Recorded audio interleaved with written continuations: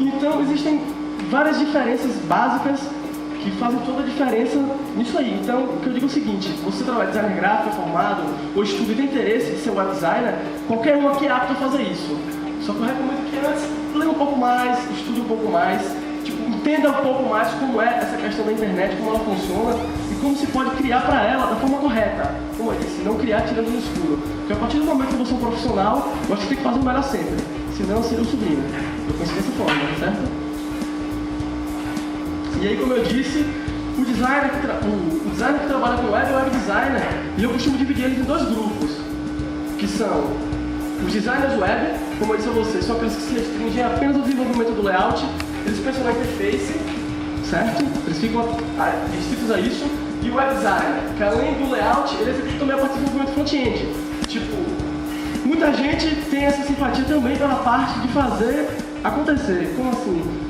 De eu pensar o meu layout, pensar em todo o comportamento dele, em toda a funcionalidade, e eu mesmo executar da forma que eu imaginei, porque às vezes, se não houver uma comunicação muito boa entre os profissionais envolvidos, o que pode vir a ser sucesso, na teoria, acaba sendo um verdadeiro fracasso, porque ele pode se comportar de uma forma totalmente diferente, os elementos podem ficar distantes do que você planejou. Na internet também conta muito Google hoje em dia, a questão da indexação, então você já tem que estar pensando um pouco nisso aí, em alguns parâmetros. E eu me enquadro nessa segunda etapa, nessa segunda vertente aí, que é a questão do desenvolvimento front-end. E aí vocês me perguntam, o que é esse tal de desenvolvimento front-end que você tanto faz? Então eu não vou me aprofundar muito, mas eu vou dar uma olhada geral do que é o desenvolvimento front-end. O desenvolvimento front-end, como eu já disse, é aquilo que você vê na internet, que o profissional pegou o seu visual, criado um software, converteu aquilo com linguagem de internet, que a gente trabalha com HTML, CSS e outras coisas mais. E é basicamente esse que é o front-end, é aquilo que você interage na web, é aquilo que você vê. Aquilo é desenvolvimento front-end. Existe o trabalho do designer para dar toda a interface, a cara daquilo, mas existe também o profissional que fez aquilo acontecer. Não é só criar, pegar, ter uma ferramenta lá no Photoshop, transformar em site e transformar. Não, galera, dá um trabalho. Fazer um site como deve ser feito realmente. E aí você também pode me perguntar, o que eu preciso saber para fazer desenvolvimento front-end? Basicamente a gente trabalha com HTML, CSS, JavaScript, que é a ferramenta responsável por fazer as funcionalidades, as interações, certo? O HTML e o CSS constrói aquela estrutura e transforma aquele visual do layout, imagem, no visual do layout, elemento web. E além disso, você precisa saber uma porrada de coisas, muitas coisas mesmo. E aí, entra o HTML5, entram vários frameworks, entram várias outras ferramentas que a gente pode fazer para estar agregando ainda mais valor ao site, está propondo uma experiência muito melhor ao usuário e está alcançando o resultado que a gente realmente almeja. Mas como eu disse, isso pode ficar a critério de outra pessoa, outro profissional. Depende do seu perfil, se você se enquadra como designer web ou como web designer. E aí, antes de começar a falar do projeto em si, eu quero dar umas dicas que eu acho que são bem bacanas e comigo eu vejo que funcionam. Se funciona comigo, pode ser que funcione com algum de vocês. Se funcionar com um de vocês, para mim já está valendo. Como é o processo? O que é um mau processo? A primeira coisa que eu digo, quando você ama uma coisa de verdade, você executa a ação proveniente dela de uma forma muito melhor, muito mais segura e muito mais prazerosa. Todo processo é uma experiência que você vai adquirir como profissional. Então, por que eu digo um processo?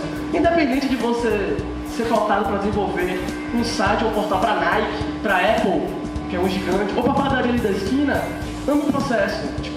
Dê sempre o seu melhor. Faça sempre o melhor. Porque se o cliente procura você como profissional, nós designers somos solucionadores de necessidades que existem. Sejam elas na web, sejam elas na comunicação visual, sejam elas no móvel relacionado à parte ergonômica. Então, sempre procure a melhor solução. Independente do cliente, tome esse processo. Essa coisa realmente faz uma diferença muito grande. Não faça por fazer, sabe? É muito bacana você se adentrar, gerar um conceito bacana para aquilo e lá na frente você pode mostrar pra galera, velho, isso aí foi eu que fiz e, antes de tudo teve que ter esse processo, esse envolvimento ali. Como o Michel falou, eu também sou a favor de você desapegar de softwares, tá certo? Softwares são apenas ferramentas que vão fazer o que você pensa acontecer ali na tela. Tipo, eu sei mexer no foto, eu sou foda em Photoshop. Beleza, velho. Você é foda, você pode fazer a Madonna ficar preta e ter um rabo de Saiyajin. Pra quem vai tirar no body. Mas o que é que acontece?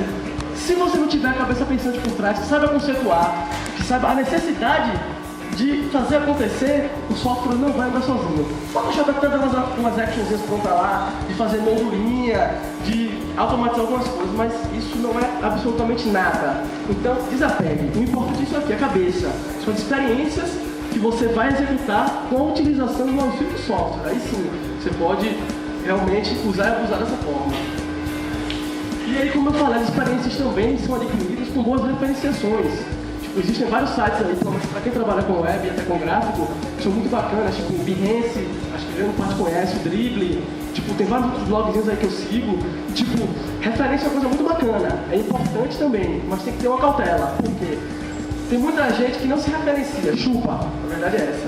Chupar é um negócio que eu acho feio. Até o verbo é feio, chupar. Não acho legal. Então, tenha originalidade, tipo, use a referência como ponto de partida. Talvez um ator que você pegue legal, uma família tipográfica que você deixando bacana, ou tipo uma ideia de elementos se fundindo. Utilize isso como agregado a outras ideias que você vai colocar por trás disso, sem querer roubar a ideia do colega, porque senão seria muito fácil você roubar a ideia de qualquer um e dizer que foi sua. Então, use as referências de forma ponderada sempre, e elas são bastante importantes para gerar essa experiência que a gente precisa na criação. Agora eu vou falar realmente do processo, e aí a gente aperta Start para começar aí, falar um pouco sobre esse processo web e a real atuação do design. Vamos lá. Como eu já tinha falado, eu acho que eu me adiantei um bocado de coisa, mas vamos lá. Pela primeira vez vocês relevam aí. Eu dividi o projeto web em 6 etapas, que parte do briefing, depois a gente passa para o planejamento, arquitetura de informação e layout. Essa parte que tem vermelho é a parte que o designer é 100% atuante.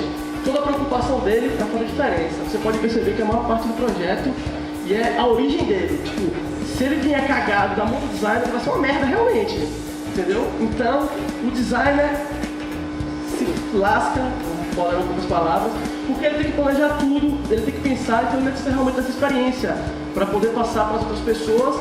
E ele já tem que imaginar lá na frente como é que vai ser online, diferente dos profissionais que vão pegar algo pronto, algo moldado por você, que você vai dizer, eu preciso que isso seja dessa forma, isso funciona dessa forma, isso funciona dessa forma. O designer precisa pensar lá na frente já. Esse site vai estar no ar, o usuário vai ter que acessar essa seção aqui, eu vou ter que destacar mais essa seção aqui porque ela precisa de uma visibilidade maior. Então, essas são as etapas que o designer participa.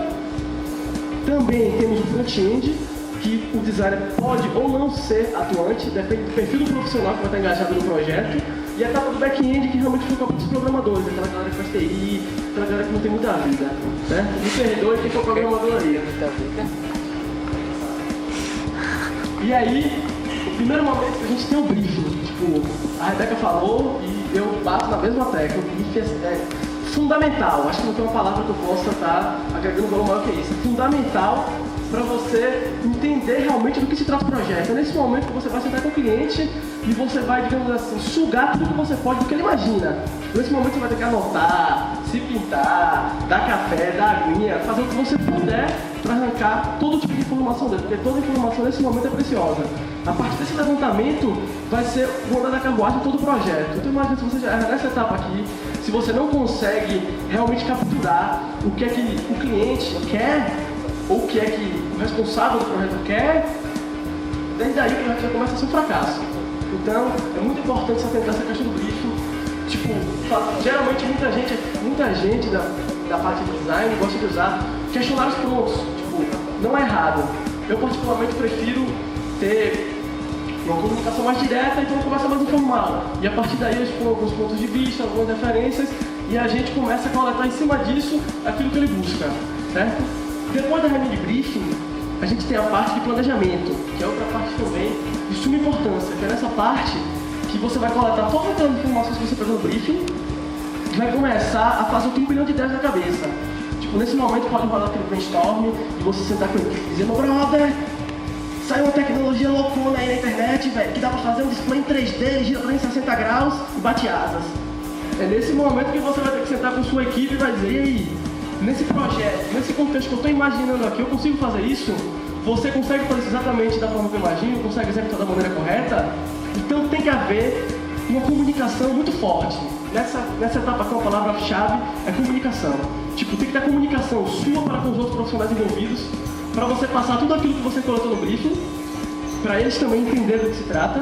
Tem que ter o planejamento, tem que ter comunicação boa da sua parte também, para você passar o que você imagina e ver se é cabível a ser executado, referente ao que a gente tem de recurso disponível na internet. E para prosseguir com o projeto, realmente tendo esse ok da galera. Lá na frente, você faz o design do capeta, tipo, tocando fogo mesmo, um negócio sinistro. Chega no desenvolvedor front-end, ele não consegue desenvolver. O foguinho, em vez de ser vermelho, passa a ser verde. O diabo, em vez de ter chifre, agora tem uma auréola. Então, não pode acontecer isso. Tem que ter uma comunicação muito boa aí.